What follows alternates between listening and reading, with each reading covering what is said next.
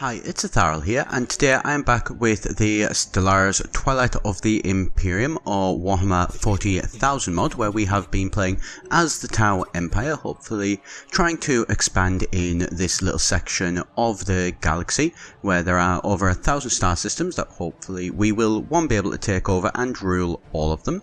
We have managed to expand pretty far so far, managed to get ourselves 2 sectors that are not directly controlled by us, but are controlled on our behalf by AI, very similar to the vassal system from the Crusader Kings 2.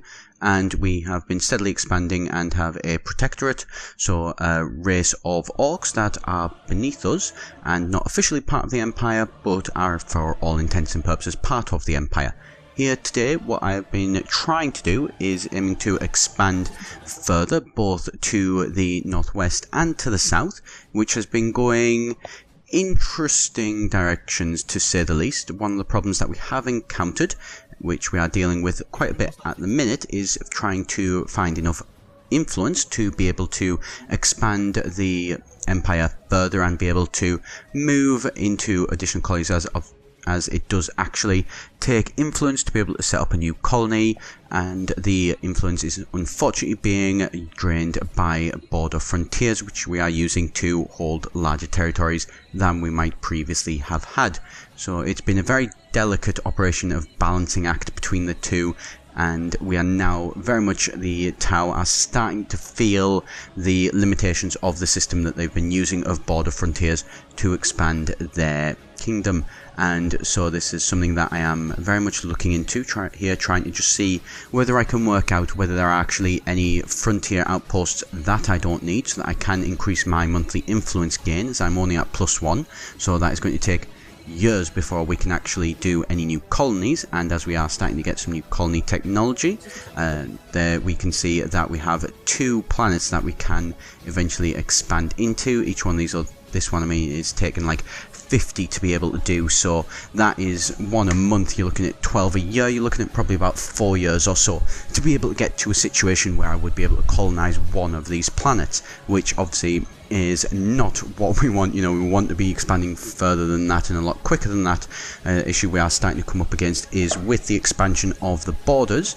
These people to our east are, you know, very little. The Steel Imperium, the Steel Legionnaire Imperium are of very little concern. They are a very tightly knit set of people, or is it the Ordo Originatus United Worlds? I'm not too sure, whichever one of those it is. They are quite compact, they're not too much of a threat, but the Craft World Eldar to our northeast here are becoming a particular problem.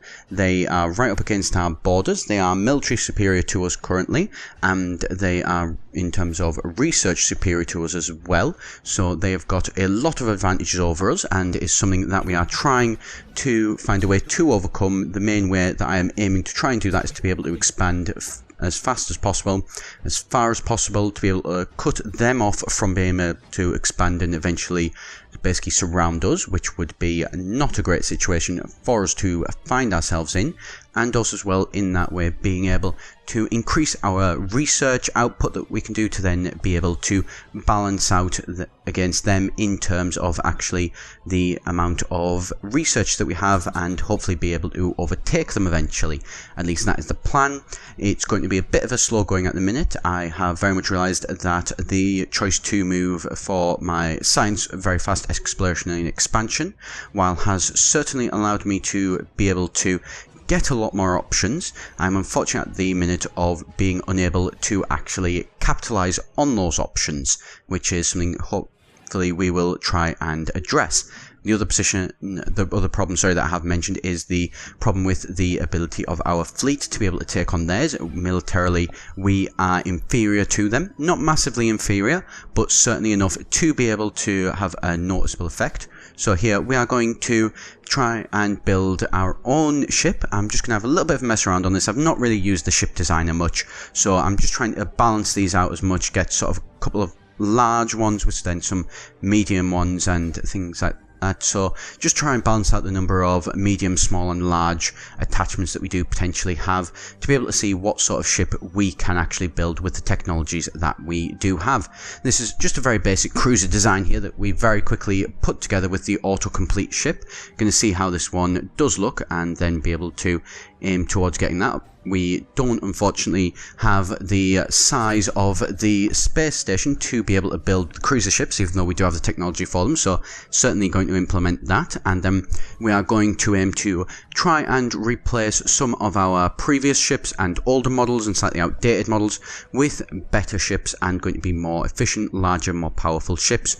Probably going to aim to have a slightly slower moving fleet than others might have. They would focus on a lot more smaller ships, but that is an issue that we think we should be able to offset by the sheer strength and power. Here you can see as well one of the advantages, despite actually having sectors that we are controlled by the AI, you can still move your constructors in to be able to give them resources and tell them what they need to build, which is always a good thing. So that is something that I am setting up my constructors now, who have been waiting around for quite a while just with nothing to do, with the intention of that we're boosting up the actual the sectors, could not get the word out there, the sectors' influences and abilities, so that way they can funnel more of that back into the controlling major portion of the Empire, which is obviously ruled by ourselves. That is at least the plan, and there is still a lot of work they will need to do. They are still very much working on planets of a less than ideal quality, a lot of colonies and places that are still being established rather than actual fully established planets, which is going to hamper them for the short term, but then in the long term that is something they will be able to overcome easily enough. Here you can see we are also again continuing on with as much research as we can. These are people that are very experienced in what they are doing. They are level 3. They are not as experienced as the previous ones that we have had, as they have died out from old age as we've been going for a fair number of years now, but they are still more than competent to be able to do what they are required to do.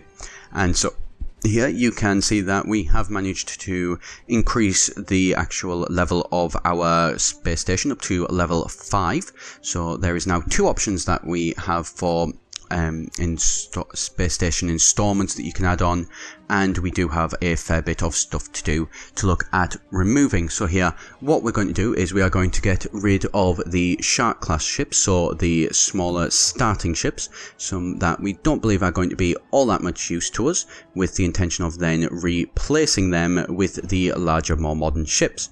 So as they cost, I believe it is 4 per thing or so, they are sort of just over 4 times better when I have checked the stats and everything, so do believe that they are people that we will be able to replace, and it will have an advantage to our military power overall.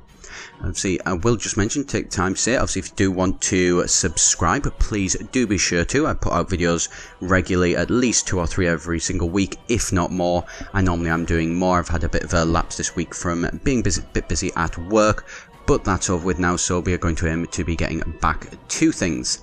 But going back to the game here, you can see that we have finally managed to get up enough influence to be able to get a new planet, as our technologies have allowed us to get an extra +1 to our influence per month.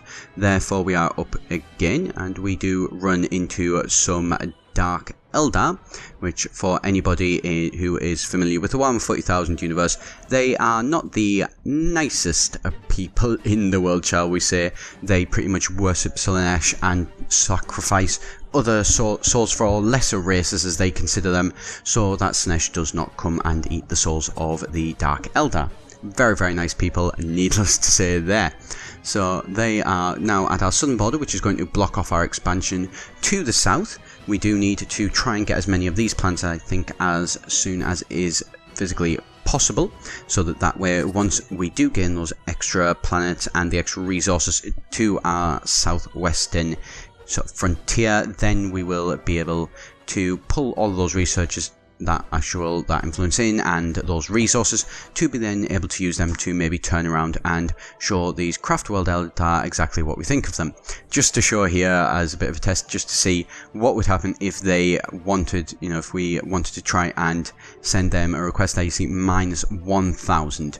There is no way they are going to basically accept any deals from us. They have no interest in us, and I think it is safe to say that they are probably going to be the first ones to try and declare war on us, potentially sooner rather than later, which is why we are aiming to build up our fleet. There you can see our fleet, it is getting slightly more powerful. It is about roughly where it was at a full 31 stack, and it's still at 28, and it has another ship on the way.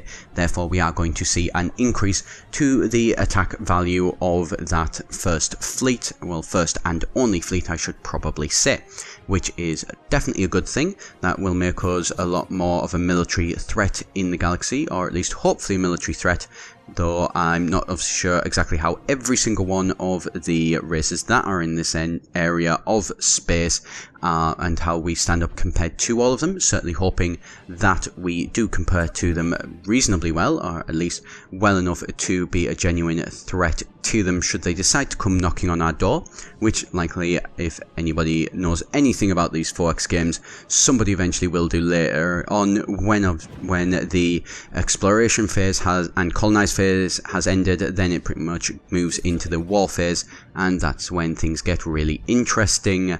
Or, well, I say interesting, it's certainly one word for it. I do believe at this game, from the reviews that I've sort of seen, not said even, they are only at the point where there's only really the exterminate and I believe alliance victory conditions really at the minute. There isn't really a technology one from what I understand.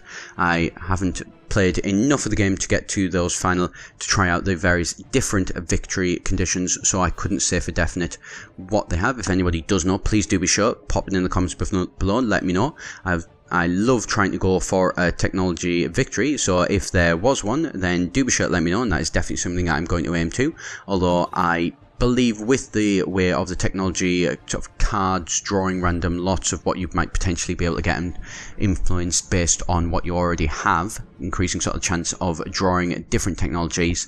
This game not quite so well suited towards actually getting a technology victory. There we go, got it in the end, and there we go. We have now managed to get another colony, so that is two colonies, even not, don't know why I thought three. Two colonies that we have managed to establish in this episode. So we have expanded both of our sectors yet again. They are getting to a fair size themselves, getting close, I believe, actually to hitting their sort of 5 maximum as well. Which, well, not maximum, I believe sectors can have more, but I like to keep them around about even to what I actually have as well. Just prefer it, find it better safe than sorry, and that way they're not suffering any minuses as well. Although I'm not too sure whether they could build sectors within sectors. That would get a little bit inception-y there if they were able to do that, and not something that I've ever really wanted to try out, just in case it is something that they can't do, and then they start getting massive negatives to the resources that they are bringing in, which would be a fair problem for us, because to then solve that we would then have to spend influence, which, as I have previously mentioned earlier on in the video, influence is the one resource that we are really struggling to get. And there you go, you can see now our relative power is now equivalent to them, so they aren't going to just traipse all over us if they do decide to declare war on us, and we have a fair way still to go, and we could switch very easily both of these sectors over to military focus if we did need to. So that is something that I do believe that we can certainly support a larger army if we do need to, if they were to declare war, although likely we will probably aim to try and declare war on them first and very much beat them to it, although that is something that is going to be a little bit down the road, although hopefully not too far for you or anything like that. So that is going to be the next aim, is to complete building up the military power of the Empire and aim to get a few more actual colonies. To do that, though, we are first going to stabilize our influence and hopefully increase that. Our money, our resources, money and our minerals, they are perfectly fine, so I'm not too worried about them. Our research is steadily increasing, so again, not something I am too massively worried about. And these sectors here are a fair size, they are steadily increasing, so again, they are pretty comfortable by themselves. I think that's not going to be my main focus for the minute. The main one is going to be preparing for a war with the craft world Eldar. So that is pretty much where we are going to leave it for today, with that being our goal in mind. I may try and skip ahead a little bit. I'll see how things go and where everything interesting goes from here, and then decide what we're going to do with that one. So do be sure not to miss out with that. The way to not miss, obviously, is by subscribing. So if you hit that button, and then you will get your notifications for when the videos are coming out, as they will be coming out regularly, at least once a week for every single series is my aim. So thank you very much for watching. I have been Etharal here at EGN, and I shall see you next time.